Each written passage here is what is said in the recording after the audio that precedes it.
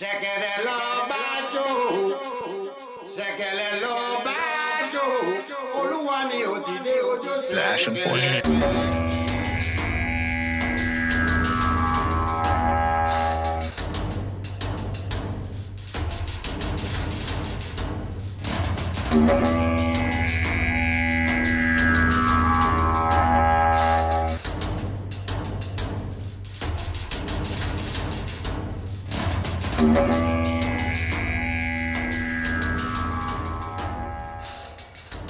Ashen's the Ashen Forge.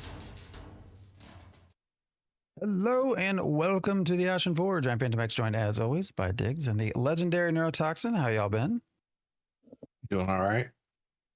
Great, but I just realized it's been so long and so much has happened since the last time we did a stream, which is I think about a month ago, that normally when I come on, I do open up the official forums, and I did that and was like, oh yes, that has completely changed since the last time we were on. I'm still getting adjusted to the way it looks. I think both of you rarely go to the forums these days, but my goodness, it looks different. Yeah, no, I had looked at it a little bit, just knowing that it had changed, because I think some of the subforums got nuked, right? So, or got moved or something. I think, yeah, a lot, yeah, moves around and stuff. Which is curious, but then also with that, of course, they had their website issues day one. So, yeah, it's back and forth looking at things. But yeah, here we are, full steam ahead. You guys, even I know Neuro, you've not been able to play because you're. I thought Not for very long. I was gonna say I thought I saw like 5 hours or something like that. My Steam says that Neuro has played. Yeah, most of that's been waiting to get in, and very little of that. So it takes 20 minutes for the game to load. I don't know why and how that could ever be, but it takes 20 minutes for the game to load from pressing play on Steam to actually getting a character actually in the server. And then after that, it only crashes about 5 to 10 minutes later. So I don't even have enough time to do anything. So I can't really play right now. I've got a system that's more than capable. And so could be that my graphics card is kind of funky. Could be that the game is having a lot of trouble. For me, 20 minutes to get in is a vast improvement. So actually, it's great for me. So for top end hardware, like, yeah, that's kind of funky. How long does it take you, Phantom X, when you press play on Steam? About how long does it take before you're in and playing? I mean, it not that long, but it's noticeably longer than what it's been before. Like performance has been noticeably kind of all around not as good, including getting in, loading shaders, but server performance has been frankly terrible in areas, which is weird because it wasn't like, I assume it's just the volume of people, I guess. I'm not sure. But then also even when you're in game, like draw distance and, just how the game can look at times has been less quality than what it's been in the past. So, I don't know. It's there's been a lot of things to that being said, before we get to, I don't want to get super negative. I have actually, well, not yet anyways. I have actually found myself having a fun time actually. So in the time I've been able to play, I've actually put in, so towards the end of phase 1, phase 2, 2.5, all those phases, I only played when I streamed, like, cause I had no interest in doing it otherwise. Like I was bored and, but both Saturday, Sunday, well, yesterday morning, this morning, I mean, I was up playing about 5 a.m. Before I, for like 2 hours before I started streaming. And again, last night I was just on this tonight also right before, which I was talking with Neuro about before we went live. So I am finding myself actually enjoying some of it and starting to get a little bit more in depth. Only What? some of it? Well, yeah. Okay, we'll get there later. But okay, that was just an interesting way to put that. So you're enjoying some of it. Go ahead, keep going. Yeah, no, it's I'm playing summoner, running around largely with a tank. The cleric's kind of getting put out of place with the bard and now the healing pet from the summoner. Basically, the cleric's turning into a res machine, and that's about it. But Always no, was. yeah, but it's So I've been enjoying my time. I'm only like level 11 and a half, but I mean, I'm not rushing or anything either. So my biggest bone to pick is with you, actually, Phantom X. And what server are you playing on that you're only level 11? oh, I'm on Vira. Yeah, so that's yeah. I created a character. So go ahead. my biggest bone to pick is you because I always try to play with you, and it's so difficult for me to play with you. So I went into host chat last week and I specifically asked you what Yeah. server, and you said most people Resna. So I go on Resna to play with you and get up at 5 a.m. my time to play with you last Saturday. And you're on Lothario. Now you're on Vira. And I specifically asked in our channel so I could play with you. Yeah, well, there's and then reasons. you end up on a different server. There's reasons. Yeah, I started Resna and then went to Lotharia, both of which. So Resna's the top NA, most populated NA server, and Lotharia is the most populated EU server. Which EU I've just generally enjoyed more than anything. They tend to be a little bit more chiller of a group, and prices tend to not be all sorts of crazy. Probably because there was never as bad an RMT as there was over in NA. But just let me know so I can play with you. It would be I've been nice for telling me to people. play Ashes of Creation with Everybody you. knows. Tell them I've been in Virus since last weekend. Like I pretty quickly, because they opened up Vira on Saturday, and so I switched right away. Just because Lotharia was also, both of them, the servers have just been terrible at times. Trying to get in, people, depending on where you crash, you can't get back in, and then they have to restart a server worker, and it's just been kind of a pain for them. I've experienced that a little bit on Vira, but not nearly as bad. So, Shoals. Yeah, I played. Yeah, I played last week while you were on, but I was on different servers, and I didn't get very far because I have been dancing on Saturday until midnight, and so I'm not. I'm getting up to play, but this past week I did not play too much, and I was out last night, Friday night dancing. So I haven't played this weekend yet. But they have changed the quests, so it is more interesting on that note.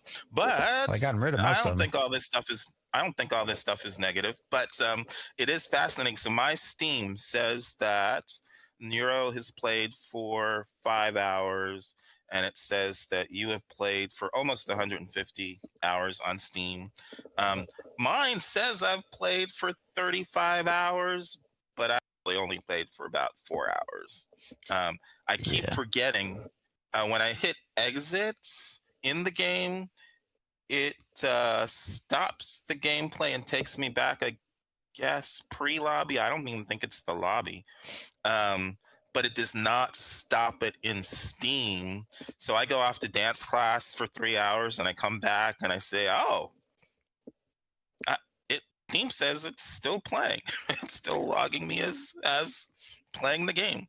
And it does take me a while to recognize. Because any other game I've played, I think when I do exit in the game, it stops it in Steam. This is the first time I was aware that would happen. It's only because people were talking about it in Discord, actually. So there's something about the concurrent players that, I don't know, the bragging rights about how many are playing concurrently. And even with Nero, as he was saying, most of his time in has been just in the lobby. Yeah, it's people aren't really playing. I mean, that's a question, right? So yeah, then it has implications because the refund policy is now only 2 hours. So you have sort of two scenarios happening, right? One is you're spending 2 hours in a queue or whatever, trying to get in, and then you can't refund. Mhm. Or you leave, you think you exit the game, but it still counts the hidden client that's still open. Mhm. And that then also ruins that sort of refund time. Which you're right. I don't think most games it doesn't do that. I think most games, once you close it, I mean, it's done. Steam stops tracking it, but for Yeah. whatever reason, Ashes stays open. Yeah. Yeah, I have a feeling the launcher is still hidden somewhere and isn't always fully closed out, Which which there is was- problematic. there was stream. Steven talked about this where he said they were going to put some things in to prevent that from happening, so queues wouldn't count and that sort of stuff, which has not happened. So, hours are still being counted, and I don't know. It is what it is. But you're right. Most people are not actually playing. And to the fact with the server concurrency, it's interesting because when we have servers down, so when you can't play. And you can see those dips very well in SteamDB. You still here. Let me look. So the last one, you still had about 5,000 people logged in. Here's 4,500. Again 5,000. So you clearly have players that just have the patcher open because they're still being counted when the servers aren't open. So I don't know. It's hard to say. They did want about 5K per server, and there were 6, and then they opened Vira as a 7th. They peaked at just under 32,000. I think it was 31,800 and something players is where they peaked concurrency. And Steven had been shooting for 50 is what he thought, that they hoped to get to 50, got to about 32, which the math then starts to math out. 5 times 6 is 30,000. Which begs the question, well, then why not open more servers? And they did eventually open Vira, but but clearly it's not as packed. So I think you're onto something, Diggs. I think there's probably an overall number of players who, are counting towards that concurrency simply because their launcher's open, and they don't know. So Yeah, I don't know. There are definitely times it gets busier. I mean, when I log on at 5 a.m., right? Because now Vira's NA. Like there's no one on. Like it's easy. I can do whatever I want. There's no one on. But then as I'm sort of getting towards the end of the stream, it's noticeably getting busier. So I mean, they got plenty of players, but it was interesting. I came to this interesting epiphany while I was playing. It didn't. It's probably watered down now, so probably it would be a better experience for me if I went in to play this weekend. But it was more fun than it has been, so I like the change in the way the quests are. I mean, it could just be because I got used to the quests from last time, so just having something new makes it all feel better for one. There was something that happened that I felt so disappointed by, and this is not a negative thing, but I was super excited because as I made my character, I made a Nakua bard, and I think there were 2 things associated with that. When I went in and chose Nakua and it asked for my starting area, it was like, do you want to start here or do you want to start there? And I was like, oh, that would be so cool if I could start there. I haven't started there before. Do you want to go to this portal or that portal? You have 2 choices, and it just took me to the regular portal. I think I don't think it might have even seemed to be like on this other continent or something, but I don't know. But I ended up in the same place that I ended up pre-Steam.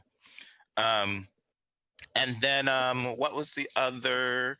Oh, there was some kind of like background that was associated. You could choose this background and it's gonna do something, and I think that background didn't seem to they're not functional for anything. Yeah.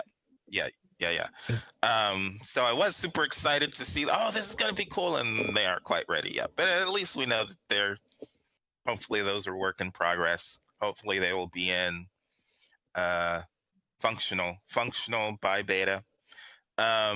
next year.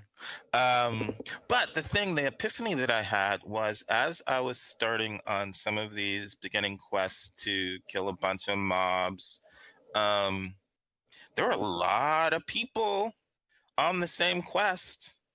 Um, and so I'd have to wait for certain mobs to respawn. And it's Mhm. not a long time, but just there was just a lot of people there. I did not feel I definitely did not feel like the hero.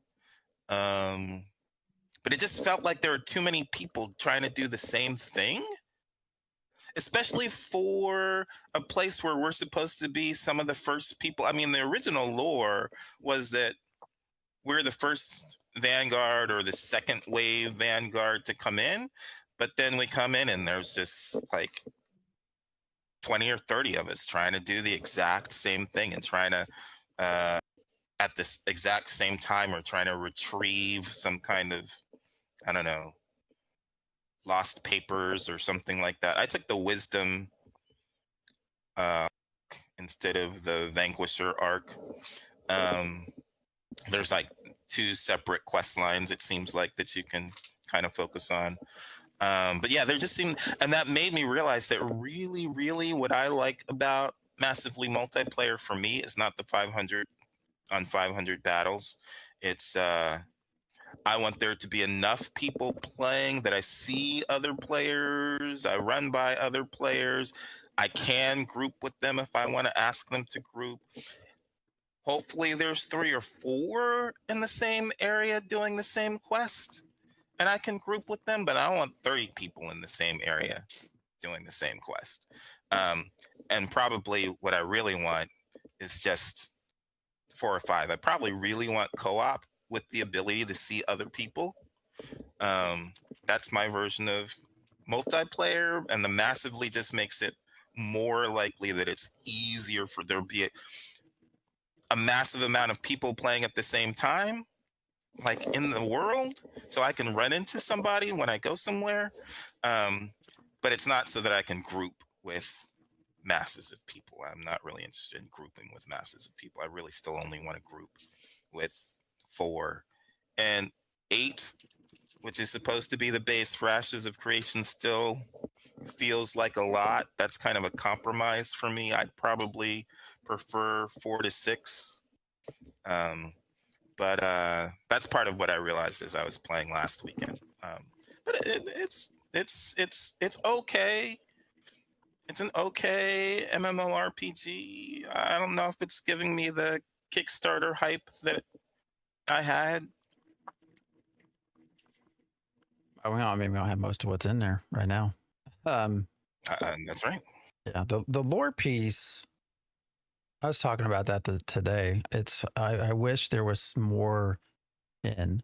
You know, they removed a lot of the quests, and they of course put in the sort of more the 2E experience, which is admittedly from levels, you know, really up to level 6, 7-ish is a pretty good experience actually. That with the Destiny system has been, I think, a really good addition as well.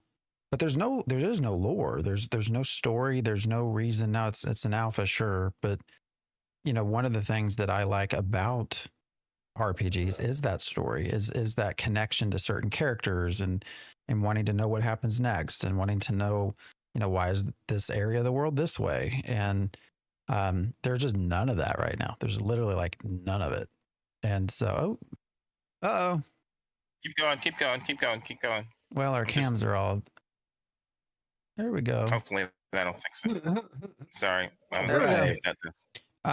But that has left it very challenging just to stay interested in that way. And so, you know, hopefully we'll see something. Okay. We were supposed to get the narrative content system was supposed to be a part of the Harbingers, which is Harbingers were responsible for people randomly getting flagged for PvP and dying, by the way. But anyways, you know, I don't know that we've seen anything there. You know, what they showed off, certainly Steven narrated some things, but I didn't see anything in the gameplay that they showed off that had lore associated with it. And, you know, even if it did, it's going to be, it's I don't think many people will experience Harbingers because it's going to be such a big guild PVX event. Mm. Your average person, if they're not in that sort of that server group, probably just aren't going to experience it anyway. So it's kind of a weird way to introduce the narrative system because you're just not going to have people I'll probably never do Harbingers because I have no. Wow. I'm not realistically, would I ever try it? Sure. But I'm not a part of a big guild. I'm not going to be a sweaty character player that has the best things so that I can go to the Harbinger and do this and that. And I'm fine with that, but that's still just a system that I won't get to experience. Thus, if there is narrative, I won't get to see it. So, Fiddles, thanks for hanging out. If there's some like introductory quests and such where you kind of go on the fringes and do some low risk stuff and grab some low risk materials and get out with them, I could see myself maybe doing that with the group, but going full in on there, yeah, it would have to be something where I'm going with a group who I know knows what they're doing, and B, need to know that the group is people who are actually working together, and that's not just gonna break down into half the group dropping and attacking the other half, because that sort of cutthroat sort of thing, I would imagine, may very well happen. But kind of taking a step back a little bit about wanting to have enough content to play, having it be interesting content. I often joke about, and some games kind of feel more or less like this. MMORPGs actually being single player games we happen to play with other people when we need to. And how much people like to play games solo and how much they want solo content, and how much that ends up having to water down some of the difficulty a little bit to cater to people who want to be able to play solo. But at the same time, I also look at it from the perspective of that game, even if it's been made easy enough that you can mostly play and progress solo, doesn't necessarily mean it's a bad game. After all, if you're continuing to play it, you seem to be enjoying it. And so I go back to the idea that those are games that are rich with enough content that you do want to keep playing. Even if you don't have buddies to play with, you still want to jump in and play that game and enjoy it. And so I'm going to kind of flip it on its head. The idea of a single player game we play with others is that if we don't have enough content that we would want to engage with by ourselves if our friends aren't playing, then is it going to be a compelling game when we do have those people? Or is it still going to be kind of like meh because there just isn't that much content, and all the interaction between players and the economy and risk and all of that is supposed to be the content? Because that ain't enough. You can't just rely on that. Conflict has to be genuine, and it has to not be forced, and it has to be meaningful. I think a lot more like with Eve, like, yeah, somebody can be a pirate outside of a low sec but not null sec gate, and pick people off from a far enough range, have little specialized builds, and make a little extra scratch like that, being a jerk until they get hunted down by some other players. Okay, yeah, sure, whatever. It's not until you're actually taking on difficulty 4 or 5 missions, or you're going into nullsec, even in the fringes of it, that you're really starting to get into where like the big part of gameplay is, where that risk versus reward kicks in a big way. So it's that we don't have enough fun and interesting sort of stuff to bring us in, keep us hooked. The lore is very light. There aren't like books on shelves all throughout all the different places to learn a little bit about the local lore, learning a little bit about like the people in the area, how the place got its name, that sort of stuff. There's really none of that. You don't even know the names of the roads unless they're mentioned in quests, and even then it's ambiguous to where they actually start and end. There's so much there that you said that I have opinions about. Go right ahead. I'm gonna stop talking for a little bit. Yeah, one, you're not really playing an MMORPG as a single player. There are other people there. That is what I want from an MMORPG, is to be able to see other players and see what they're doing and interact with them when I want to. I mean, one of the things that I used to love, and I think this was in EverQuest and not World of Warcraft, in EverQuest is just randomly as a healer running up and healing people, or as a druid giving them Spirit of the Wolf, just running up and doing that as a kind of service, right? I have this. Phantom would probably charge people for it, but I'm a for sure. Ports. boomer. I'm a boomer hippie commie, so I would do that for That's a free. good way to make just money, because man. people are wonderful, and I'm a goody two shoes, and I can do it for free. But I love doing that as just a fellow person in the world who likes to do good. That's my good deed of the day, is doing free services. I love seeing how other people have, well, unless they just absolutely have no sense of fashion, but I do like to see what other people are doing for fashion. Hopefully they are choosing fashion and not just function. But I want to be able to run up to someone and where maybe we are doing the same quest, but it's like 2 or 3 of us are doing the same quest. That kind of makes sense to me. And then we help each other out. And then I want to kind of be free to say, hey, we finished this. I'm going to go do something else, rather than being stuck with them for 2 hours just because we happen to group. And then one of the parts that bugs me is the static nature, because when everything is static and everybody's going to be eventually doing the same quests in the same area, there's actually no reason to have conversation, because you're all doing the same thing anyway. And there's only one thing to do, basically. And everybody's going to hop on the same ride. There's no reason to discuss it. That's what I loved about the concept of story bricks, is that going to change. NPCs were going to have different reactions to different people and different races, and the way you interacted with them before is going to have some effect on how they interact with you. So people will not be having the same experience, and that also cultivates conversation. So I don't want this reason for us to interact to be primarily predicated on the difficulty of mobs. I want it to be that the world is evolving, our relationships with NPCs and other players are evolving, and we don't know what's happening. That was the beauty of what we heard in Kickstarter about nodes. Like, if I don't play for 2 or 3 weeks, there's going to be a different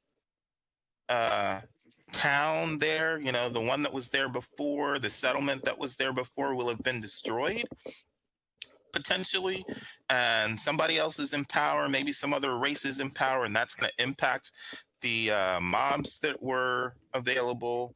And that means I have something to talk about. Even if I haven't played in 2 weeks, I'm going to be like, what just happened? I was just here like a little while ago.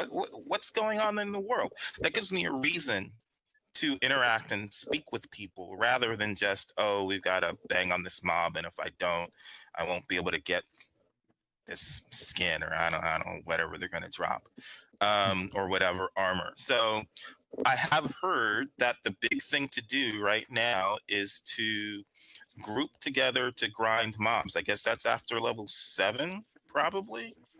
Is that's what you do? Is to the best way to level, or the quickest way to level, is to group and grind? Yeah, that's your fastest way.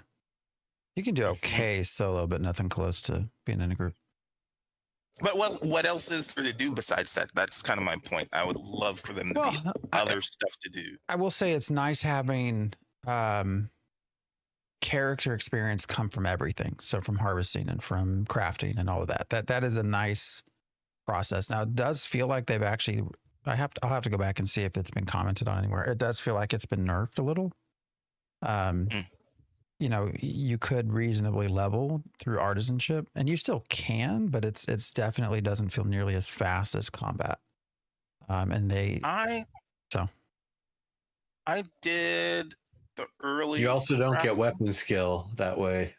yeah. through Actually, what? one of my biggest complaints Through harvesting, you won't gain weapon skill, so you'll still be even if you're at the level, you're not going to be fighting as well as somebody who's fought their way up to that point, Mm. which is fine. You know, that's nice that there's the ability to differentiate like that. Mm.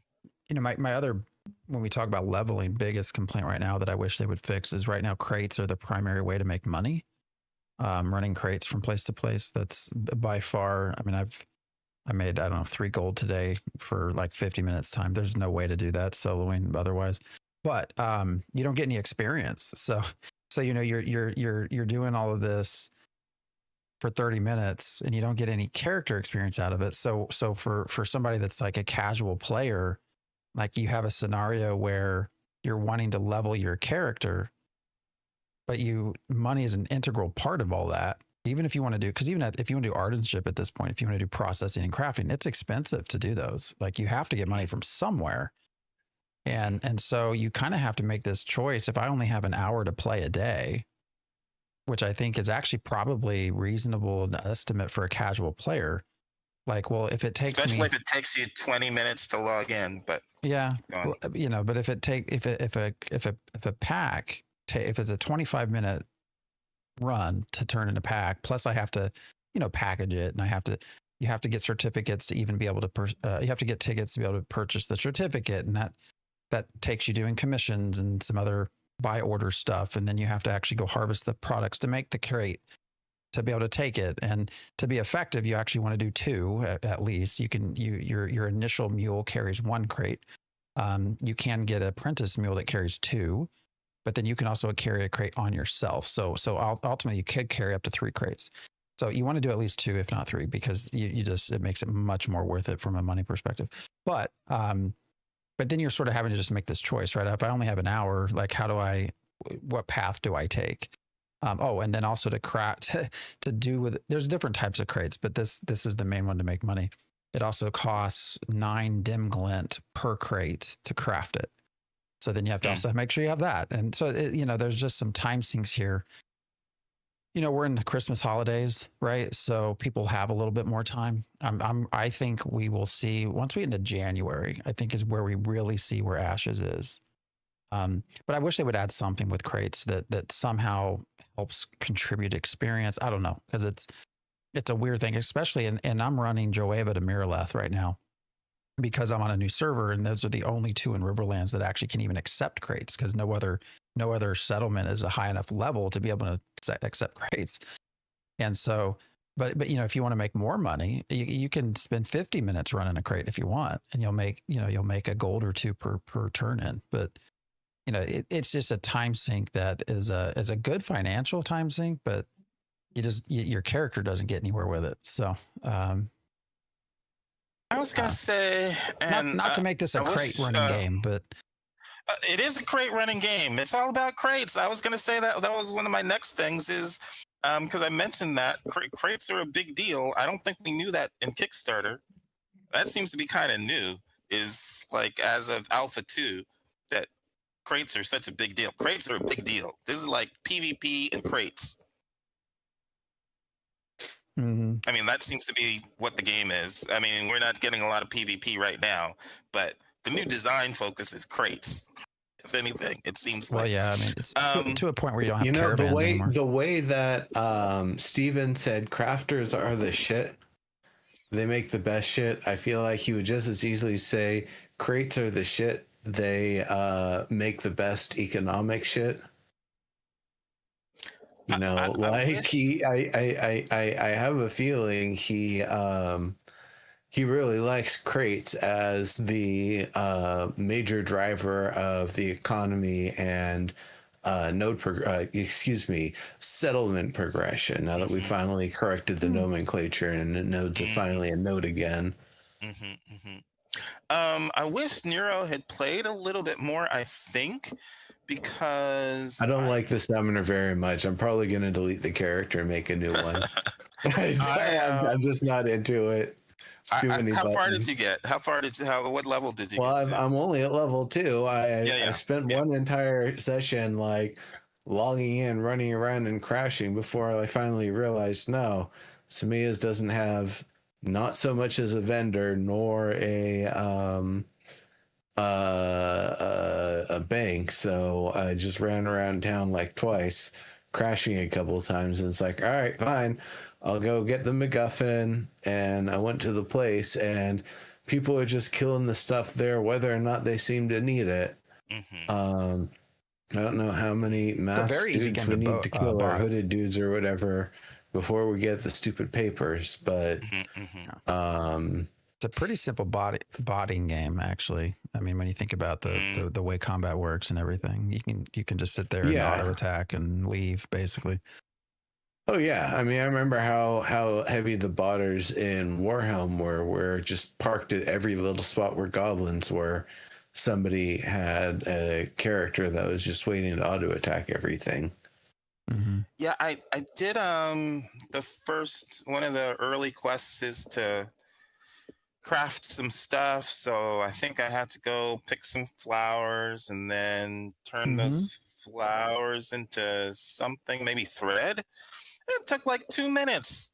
I picked the flowers, but I put it into craft, and it was like 2 minutes to turn into thread. And I'm like, it takes 2 minutes just to make thread?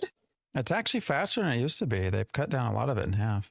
So, but it used to be a minute per item, and some things still are a minute per item, but some are cut in half. Ominous still for crafting to just be like, do a simple thing, and I gotta wait 2 minutes, and that's just to start on the thread. Hey, you're encouraged to do things in bulk. To run, if Miraleth has your thread making area, you run there and you put in 150, 200 pieces of thread to make. That's going to take 2 hours, and then you run up to Winstead, and maybe you pop in all your wood, your lumber to the lumber mill, and then you run over to Joeva or Halcyon or whatever. I mean, that is the design, right? Because then also you have to transport those things, which is the crutch of their whole PvP, PvX sort of design.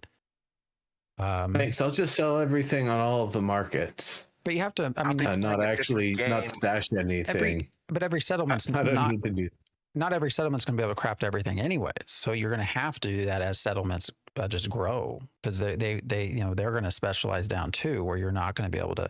If you're a weapon crafter, you might be only able to do blunt weapons in Winstead, and you have to run over to New Ayla to do, pointy things. I don't know. This is a stupid example, but I mean that is going to exist as a specialization of settlements. So I mean that's just how it's designed. Right now, I'm going to be playing a different game. I'm just letting you guys know. Well, a lot of people are, but I have been enjoying it. I have been exploring the crafting more than I have before, focused a little bit on the farming, cooking aspect. AFK and fishing is a very easy thing to do as well. Now I've run into the problem where to make the next fishing pole, I actually have to be 10 and lumber milling. And so I'm now trying to cut trees down to be able to do that. I could always buy it, but it's like a gold something on the market, and I ain't going to spend that much money. So, my biggest thing, I don't mind the time part of crafting, because if you're really dedicated to crafting and you're also doing the harvesting, it all does seem to work out when you're doing things bigger than just 2 pieces of thread. Like when you're actually crafting a little bit bigger in bulk, and it does take 30 minutes, 45 minutes, you're spending that time to go harvest other stuff or to go do commissions. You have harvesting commissions too. So you can also just, run out and chop down 20 trees while you're waiting on your other stuff to process, and you're getting glint and things from that. So there are other back end ways to make it all work. My biggest problem with crafting is just it costs so goddamn much money to process stuff and craft is my biggest thing is, I don't see a real viable way, especially early in a server's life. I don't see a viable way for someone to solely artisanship their way through the game, because you have to, especially early on, you have to somehow get the money to do the processing and the crafting and all of that. And you just don't get that through any other means at this stage, and maybe that's okay. Part of that is also just because we are, Vira being the brand new server, there's just nothing there, right? There's also just there's no market. It's a low pop server compared to the rest. So like I've not yet been able to sell anything on the marketplace. Nobody's bought anything from me because there's just not been people to buy things. So there's not that game yet anymore either. And when we had just one global server, the marketplace would pop off pretty much. You could actually go, list some stuff in Winstead and go list stuff in Merleth, and you could just make a loop and make money. But right now, that's not the downside to being on Vira. The positive side is that the servers are largely more stable. The downside is that it will probably be the first to get merged if there is a merge. So I say servers will be stable. Actually, while we're talking about pack running crates, I had my first biggest, moment so far, which I think is probably a positive thing, that this is really the first time where I wanted to say, get your shit together, Intrepid. Was I actually did find you can do a pack at a Briarmore farm, which is sort of a starting area entry level. And it doesn't pay as much. It pays about half the silver, but it doesn't cost glint. You can pay for it in silver. And it's a short path actually from Briarmore to Avon's End. So I thought, all right, well, I got 20 minutes, 30 minutes before we're going live. So I tried to run 2 packs to just see if I could get a half gold, if it in 10 minutes time, which is actually a good return if that's the case. But I got over to the starting goblin area where people get funneled through. Server worker crashed. I got booted out, which means I lost my packs. And that is annoying when you lose your packs because you got kicked out of the server. But yeah. Did you guys not know you were going to have to travel to craft various things? I'm pretty sure we knew. I knew. So, Yep. Always has been. It'll be interesting to see how that plays out, though, because we're only going to have half the nodes. So, did you guys watch? I didn't even realize that they were having a stream Friday, because I think they had one week or two before that. Yeah, they've had like a stream every 2 weeks because the October one was delayed.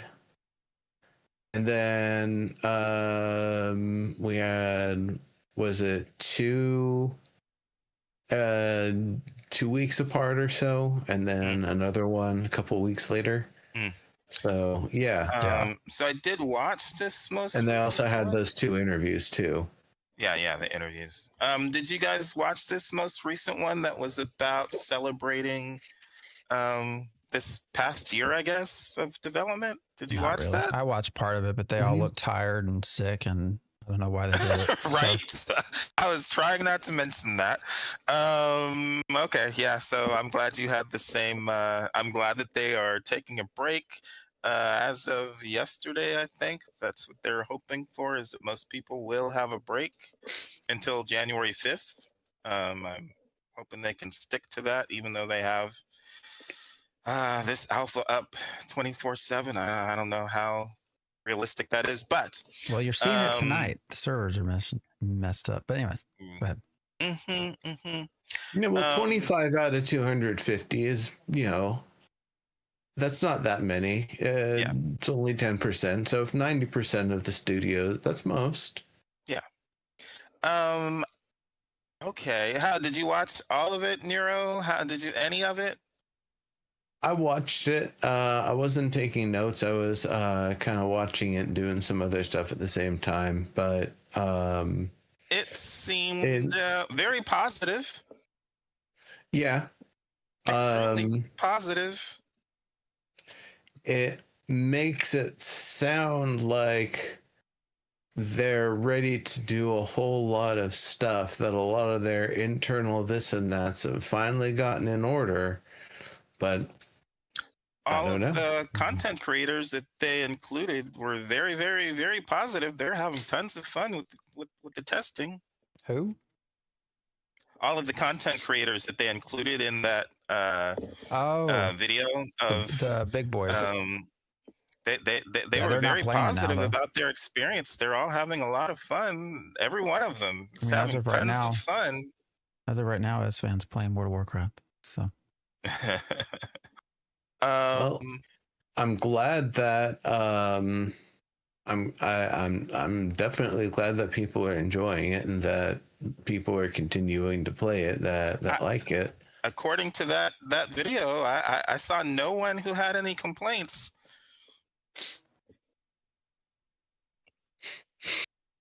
And it looked way better than what I've seen in the game personally. What do you mean? It looked really, just the look in that video that they showed us of I mean, it's all how much improvement they've made in the last year. It looks really good. Just the graphics, I mean.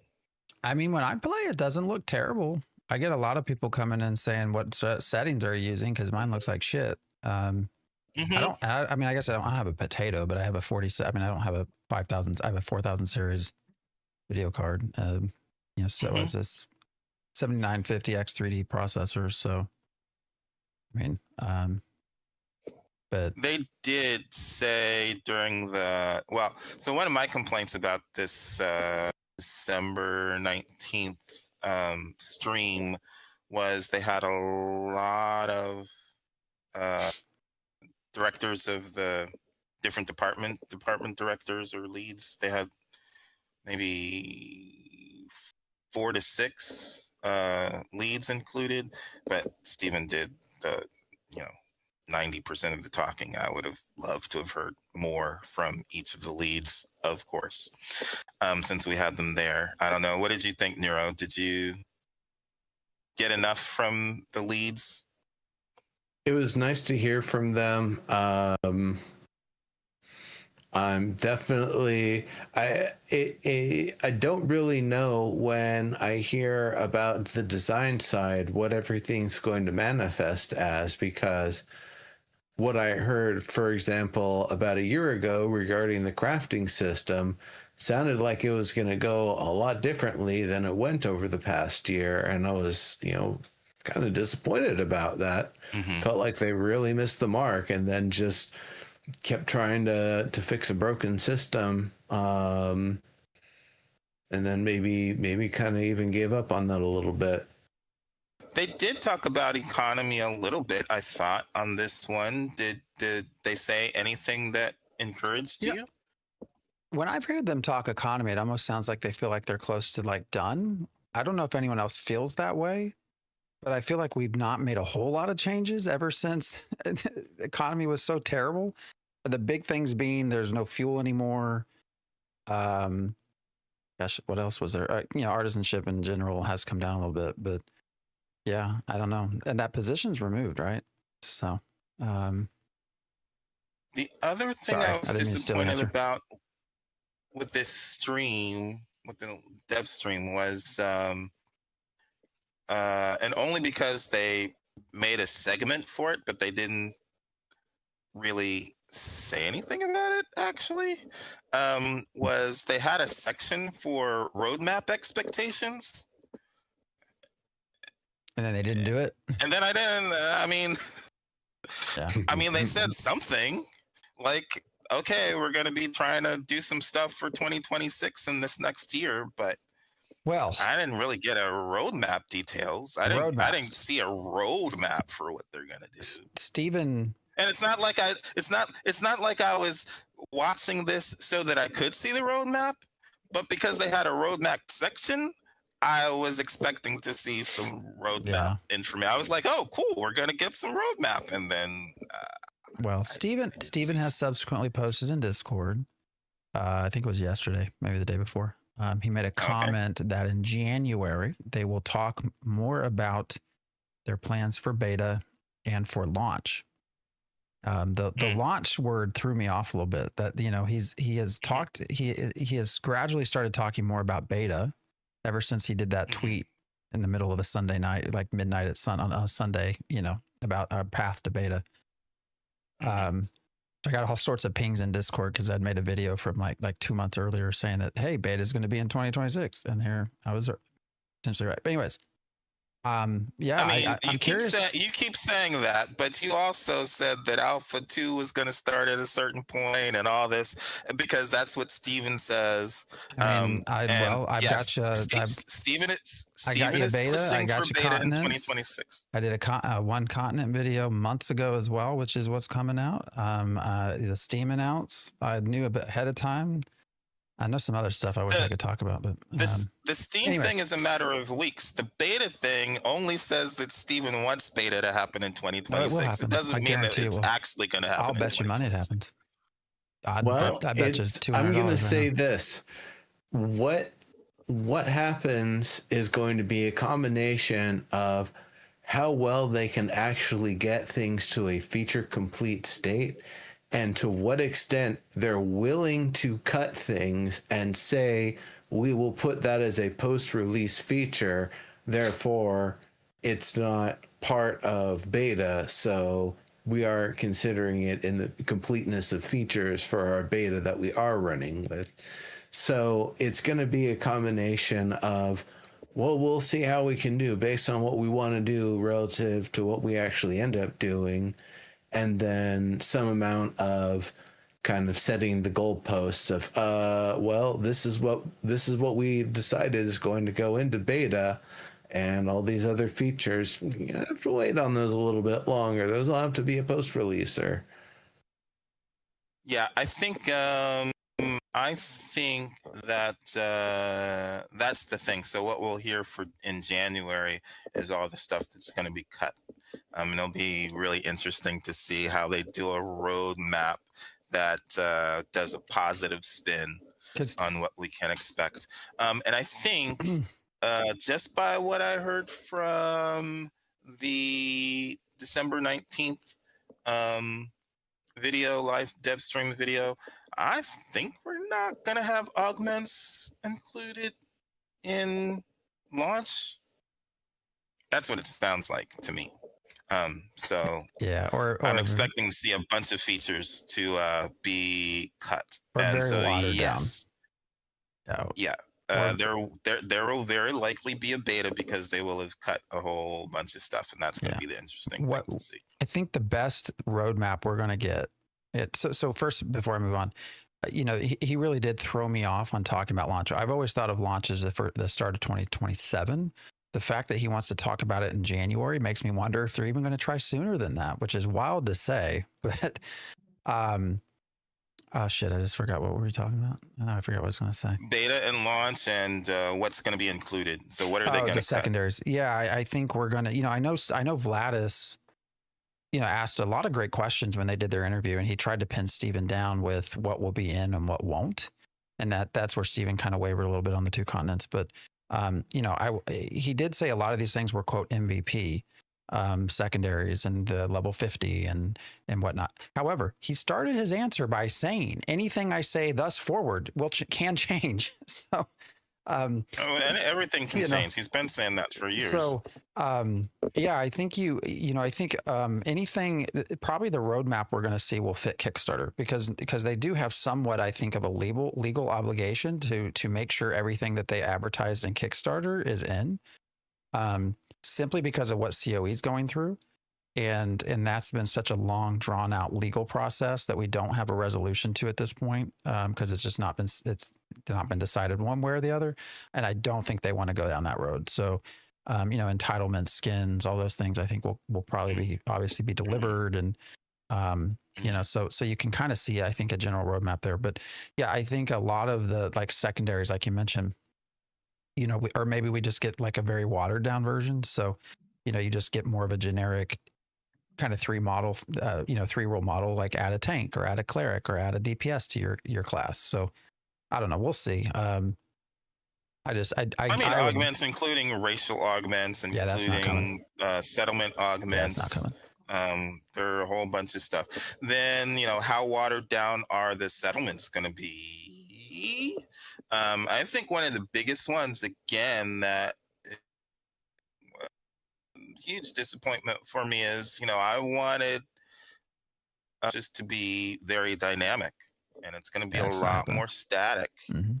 than what was promoted in the Kickstarter. It's going to be way more static, which is, that's it's like an okay MMORPG, but it's not a revolutionary MMORPG, which is what we're hearing from the Kickstarter. I think anything that's currently in and functional, maybe not ideal, but functional, is 100% on the back burner and may not get changed. One of the good examples of that everyone asks for is animal husbandry and hunting. The hunting, walking up and petting something is super annoying on how that works. Like, let me just kill a wolf and skin it. But it's functional. It currently works. It's not broken. So I don't see where there's a big incentive to change that. And I think you can see things like that all around the game that, it's functional. And there's no real good reason, when we have, these 5 other things that are literally making it so people can't even connect to the game to play, like, they're going to fix that stuff long before they're going to work on anything else that's currently functional, although not ideal. So I don't know, but you're right. Yeah. I also am not sold on level 50. I don't think we'll have 50 levels at release. I don't know how in the world they could, if beta is in 2026, I have no clue how they would have 50 levels worth of stuff in even just one continent. He's talked about outsourcing.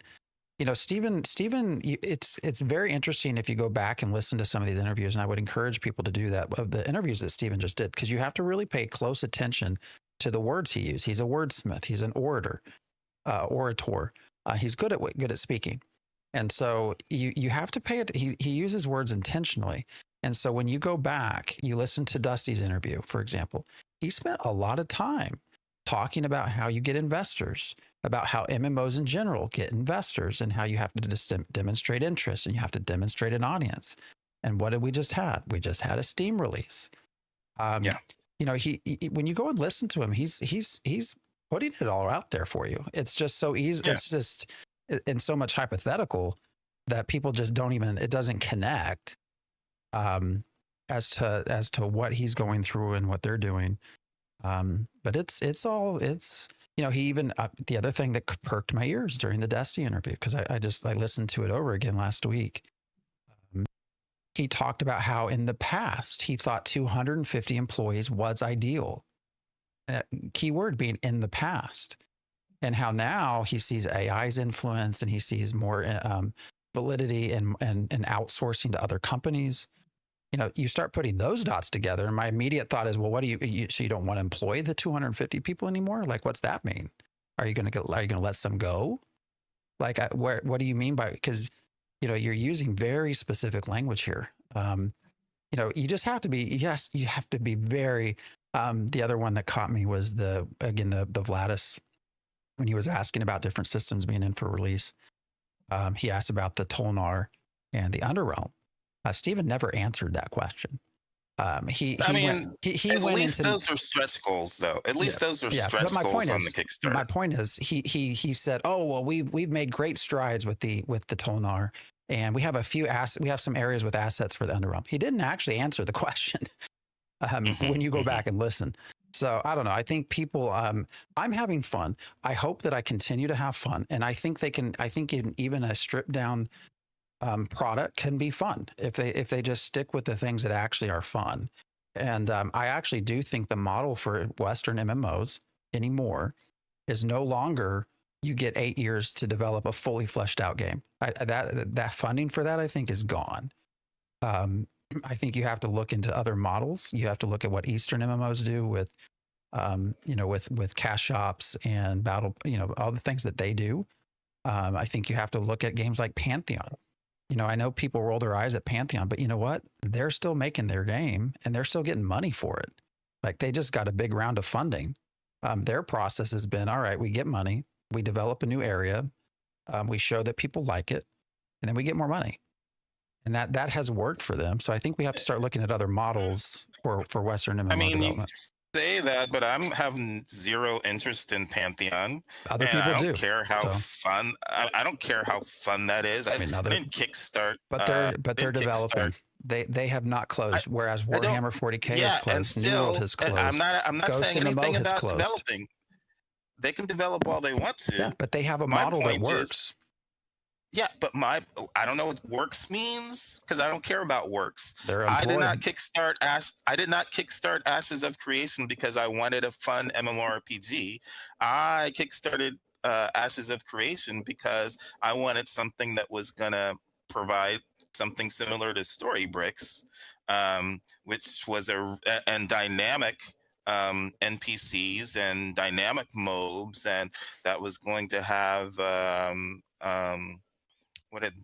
it's not dynamic progression, what do they call procedurally generated um events, and uh maybe even the story arcs, which I mean, we haven't seen any of that either. I've seen a whole bunch of static mobs and NPCs and static quests. That I have no interest in playing just any old MMORPG because they have static quests and static mobs. And so, yeah, I'm sure they can continue to get funding, but if they're not going to get funding to get that stuff that's in the Kickstarter, I mean, I have no interest in just playing a generic MMORPG just because it's new. Well, that might be kind of what we get, and if it's successful, we get more. That's probably what we're going to get. And hopefully it does well, and we get more. I don't know. I just think that the sort of, again, that model of funding that used to exist for Western MMOs, I think that whole business model is at this point dead. That just, I mean, when you look at everything closing, I mean, New World even had a pretty successful expansion. Like they got a good amount of people back. And what did Amazon do? Hey, you can all have this stuff for free.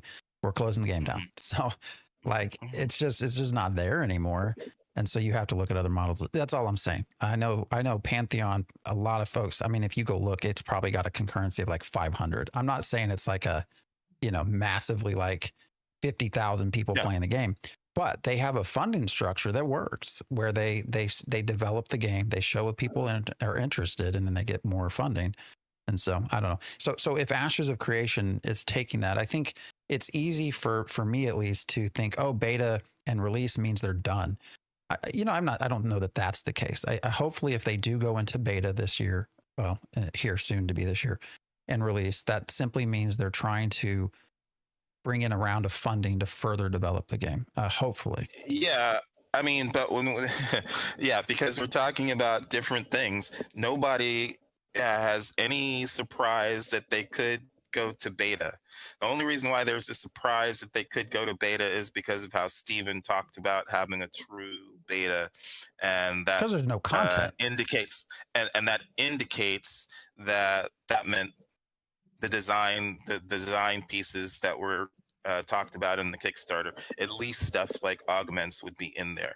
But yes, we know from Landmark went to beta as well, and Landmark launched as well. But was it a real beta? No, they just got a bunch of stuff together and said, okay, we're at this point, and now we're going to call it a beta, and now we're going to give you everything that we said was going to come with beta when we sold packages, and now we have launched, and that's it. And it's going to be the same thing with Ashes. When did Landmark actually get declared launch? Because I don't believe it ever got declared launch. It didn't. I'm pretty sure it didn't. No, it never did. Never did. But that it can go beta next year. They can call it.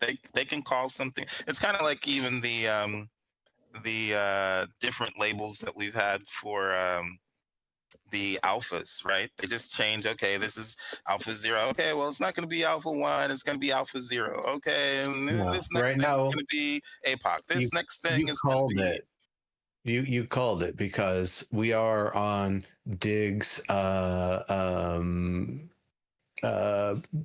prophetically announced and used as an example multiple times, Alpha 2.75.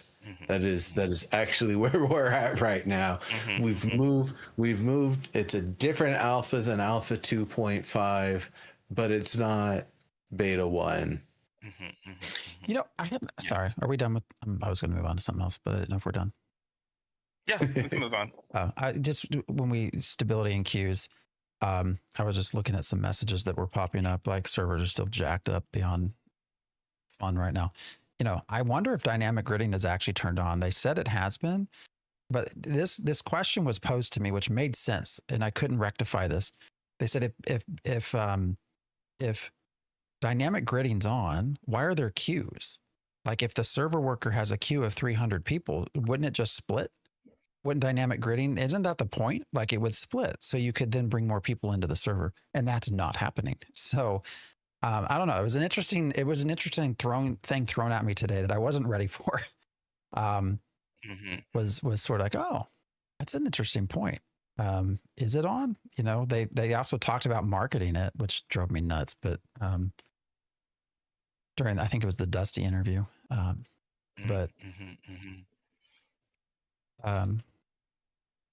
Anyways. Yeah, we'll have to see. I don't know. I mean, one of the things that they did talk about in the December 19th Friday dev stream was how the graphics have taken somewhat of a negative hit as they've worked on stability, and I'm not surprised by that. So yeah, they're still kind of balancing numbers around stability versus graphics, and dynamic gridding will eventually play a role in that, whether or not they have it turned on now. But I think dynamic gridding is still a struggle for them, for sure. The other thing before, I guess it's after 9 already, is reviews. The reviews actually have been more positive than I think people expected, myself included. I did a whole video on it. Like, I think this is a terrible idea. You're going to get review bombed. Now there was some marketing behind that. There was a whole lot of like prep to, hey, give us some good reviews kind of thing. But when you go, there's two places to look. So when you go to Steam itself, and I can refresh this, it's currently sitting at mixed with a 52% positive rate. When you go to Steam database, it actually shows just under 62% positive recommended. The reason for that actually is that Steam database counts everything, whereas Steam only shows you products that are purchased. So I have a program I wrote that scrapes all of the reviews and looks at everything. And at this point, it's something like 37% of the reviews are actually considered from product received for free. So from people that had already had access and did not actually buy it on Steam. And it's very interesting. So when you look at that group of the people that were prior owners, like 77% of them have recommended. Like it's really high, which is what you would expect. 77, 78%, something like that. When you take into account the new purchases, it's still like 50%, which really was surprising to me. I really thought that, you would get a much different response. Now, again, I think there's some other nuances to the data, and I'll probably end up making a video on this at some point. But that kind of shows up. There's a lot of ways that are interesting to break it down, but you definitely clearly have groups that just like literally the remark for recommend, it was like a period or a comma, like didn't even write any words, like they just bought it to be able to do that. So I don't know. There's a lot of interesting there, but So wait, they bought it so they could just type a period? I mean, that's what they did with the recommended, but it does look like people who, I have to dig deeper into the data. People who have spent more time in it are generally more likely to recommend it in their review. So there's just a lot of interesting things within that. It all lines up from a numbers perspective as well. When you look at industry norms for how you translate wish listed numbers to overall owners, when you look at industry norms for number of reviews and how that translates into predicting overall owners. And then, of course, Steam database also estimates, they have 3 different sites that they'll show. And it varies from 190,000 owners to about 260,000 owners, which is pretty accurate, actually. And Intrepid sent out an email saying, like, join our over 200,000 players. So I think that actually is all pretty accurate. Now, what's interesting to me is that we've always been told 150,000 people already own the game. So I don't know, that would seem to indicate either a lot of them have not registered on Steam yet, or there's not as many Steam owners. But I don't know. I'm going to do like my head has been swimming in data, so it's going to be very fun to actually dig into a lot of this, and do something with it. But when you look at the pure numbers, regardless of where it comes from, you look at your upper levels, Steam takes 30%. They basically probably have come out of this. And then you can also factor in cosmetics. So you can look at, industry norms for how many people spend what amounts of money. There's probably about 3 months worth of burn from the Steam release. As Stephen had mentioned in I think it was a Reddit post, that they burn 800,000 a week, which is about 3 million a month. And so they made about probably somewhere 10 million-ish with Steam. So there's, 3 to 4 months basically of money there. So. Right. But there would be no surprise at this point that this would be the case, because it is a generic MMORPG at this point. They made it very easy to get from 1 to 7. And so you jump in and you do some stuff and you get to level 7, maybe try out another class, and you get to 1 to 7, and it's pretty fun for that. How many people stick around to go from 10 to 25? We don't know. If all you're wanting is to hey, there's a new MMORPG that got launched on Steam, let's check it out. Yeah, you jump in and you do that. If you were hoping for a revolutionary new MMORPG that's going to be super dynamic and have these sieges, and even if it's going to be PvP, I mean, if this is going to be the game that's going to have that, it ain't there yet. Yeah. So there's no surprise that people would jump into this, what we have right now as an early access game, and go, hey, yeah, this is pretty fun.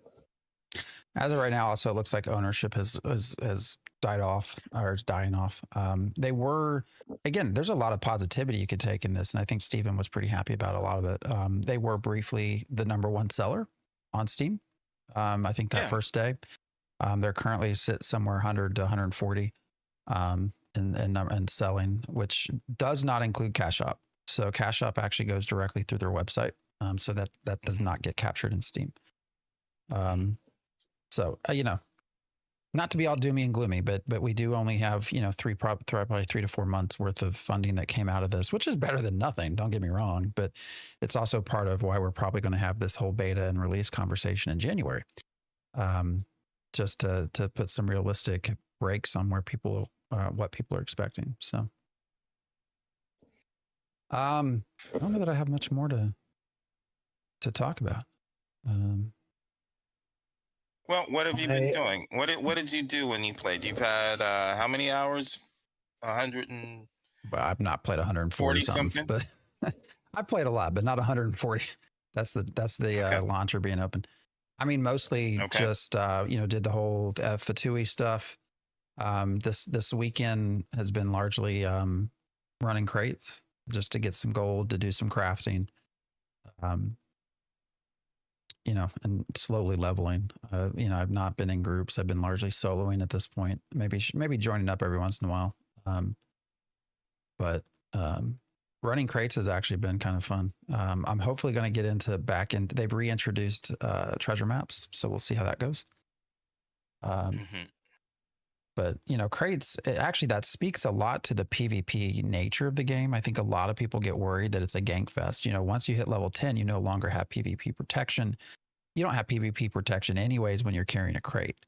So you just don't. Now I've made the trek. Well, both, I don't know how many times, not a ton, maybe 2 or 3, no, 4 times from Marileth to Jaweva and back and forth. I've never once had anybody come encounter me for PvP whatsoever. So that's just not, the risk of getting corrupted is still very, very high. And we'll see. It's been fine for me. I'm still enjoying it. We'll see hopefully it lasts.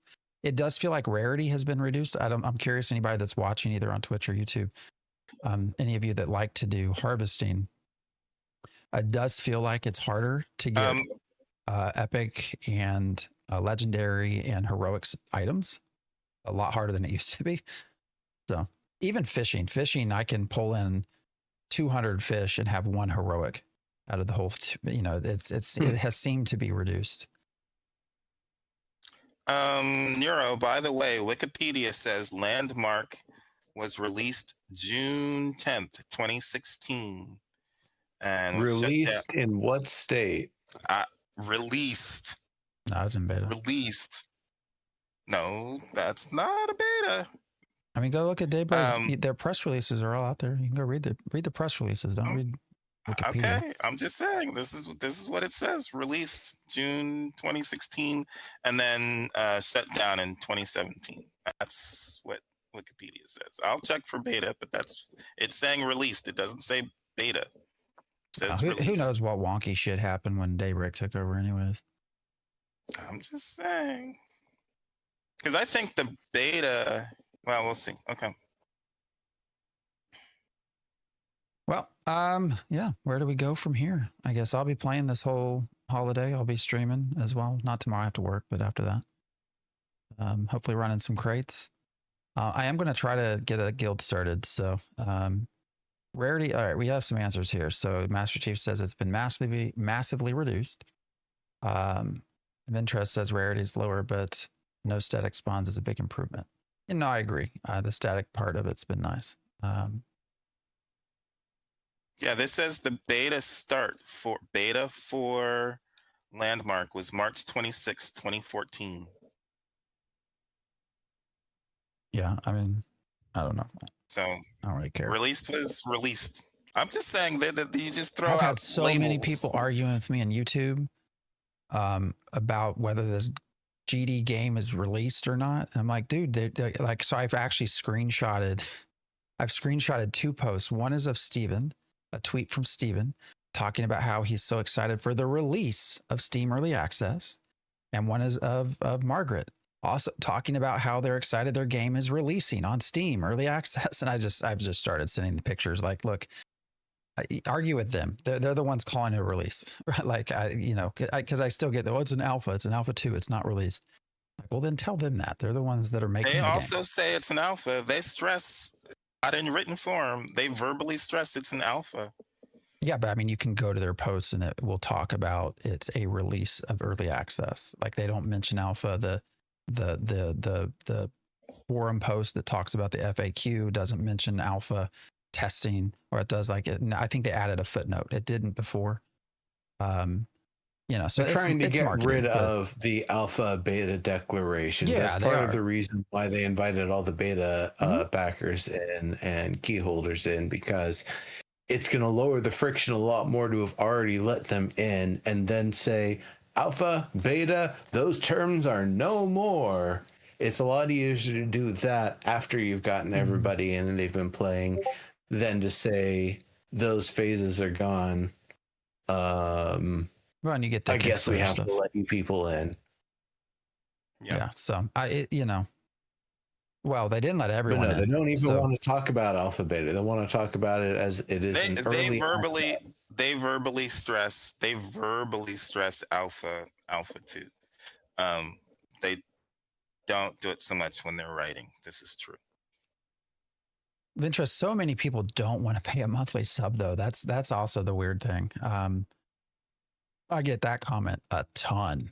Like, oh, it's a sub. I'm not paying who does subs anymore? Oh, I was interested and then I found out it was a sub, and I don't know. So I guess that's the whole maybe this game isn't for you stick that has become such gold conversation that Steven has put out there, but except for when they need people. So I mean, would you rather that, or would you rather Whale Mares?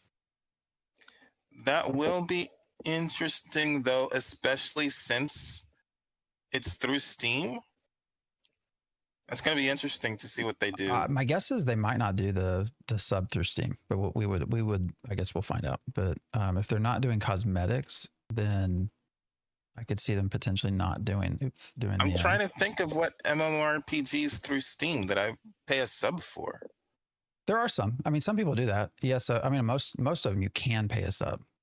But yeah, there's the 30%. That's what I'm saying. You get extra stuff for the sub, right? You can play and you get minimal stuff, right? You pay your $50 and you get the minimal game. Yeah, I mean, in general, yeah, not all, but yeah, like Lotro, yeah. So yeah, you get extra benefits from the sub. So I don't know. I'm just relaying what he has said. What I'm expecting it to go. Yeah. I also am of the opinion that I would not be surprised if the sub is $19.99 rather than $14.99. So I also would not be surprised if there is a box cost that gets included.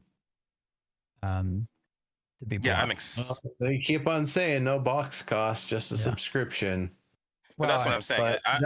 No box cost, but if you buy the Legendary Founders Pack, you get 6 months and you spend $120 and you get these extra fancy cloaks and things.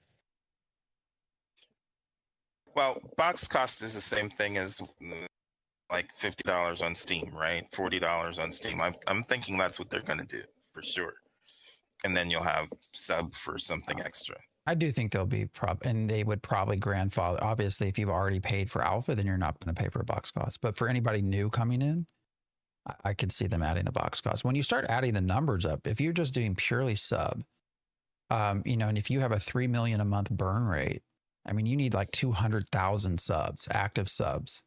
And I just don't know that you could get that. I mean, maybe, but that seems fairly optimistic, especially compared to the Steam stuff we're seeing. But the reason why the box cost is the way to go is because you give them 3 months with it. And so that way it's a little bit more expensive than just getting the game and starting to pay the subscription on it. But the intent from a marketing perspective is you want that first person to feel like, well, I've got 3 months to play. I want to make the most of them and hope that they keep on coming in and playing in those 3 months, rather than if it's just an on-off switch, and the person turns it off after 1 month, they might not come back. So from a marketing perspective, I can see why they would want to do that. Here's the kicker in all this. Everyone's already paid a box cost. That is already what you're doing. $50 and you get a month sub. You've already paid your box cost. Like, so anyways. So what did I have around all of that? One was, well, I think the second thing was, I think it's about getting to level 7, level 25, 50 might be later.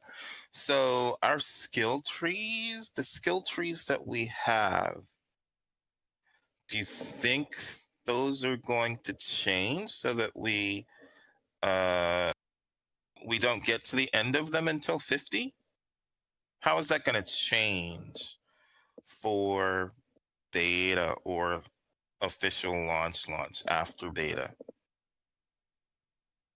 Sorry, what? I'm typing. Depends on the skill. I'm saying class. Are they going to increase to get to 50? Are they going to be introducing new abilities that we currently do not see, so that they're just going to change? I got the impression that you would be using your skill points on augments on top of to unlock skills and level those unlock skills up.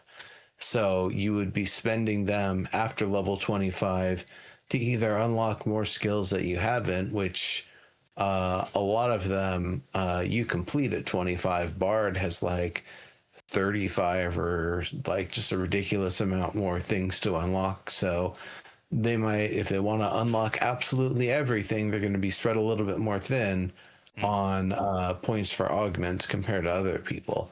But that's assuming that augments even get there, and that's how they function, and that they don't instead water it down, that you only get 1 skill point every 2 levels instead of every level, so that it just takes longer to get there. Hello, Raiders. What's up, Royer? So, Thanks you for the raid. 37 folks hanging out with us. We are Theory so we have to Forge. stay on for another 30 minutes. Yeah, I mean, we can keep talking. I mean, you're going to go to sleep here in a minute. Me? Yeah. I'll get there. Actually, I've been thinking a lot about going back in to chop some trees. So, Right? we're not quite over. We're getting there, Roar. Don't worry. We'll pass it on to somebody else, though. We'll figure that out. As we were pontificating over things like box costs and sub prices and what we can sort of expect from Intrepid next year. So do you think they're going to launch with only 25 levels? yeah, no, I think they'll add more because I do think they'll probably go to 30. Okay. No, I do. So because I think there will be some secondaries added in. I don't think it will be nearly in it, anything what we would hoped it to be, but I do think they'll add that in. And to do that, I think you do have to go to 30. Just to because we've always said 25 is when you can start adding in your secondaries, and then there becomes your other points, right? You just your levels 25 through 30, you can spin into a secondary augment system. okay. I could vaguely see 40 as a level on release, but 50 for sure not. 40 seems like a stretch just purely from content. I don't know how you get 40 levels of content throughout all of the continent. So, okay. Oh, I think they could do 50. It's just going to be really kind of sparse, and there's going to be a point where like a lot of the actual content kind of runs out, and it's just a grind to be able to fight the level 50 bosses. Royer, I had that happen. I was just talking about that. I decided to grab 2 crates and run them before we got on our show, and I crashed. And we will not be getting those crates back. So that sucks, man. They go flying away. So my actually, I'm pretty other sure, question for you, Phantom, that I had was last week. I think it was last Saturday when I was watching you. You had a bug where you were stuck on your mount and you had to log out. Yeah. Did that continue this weekend?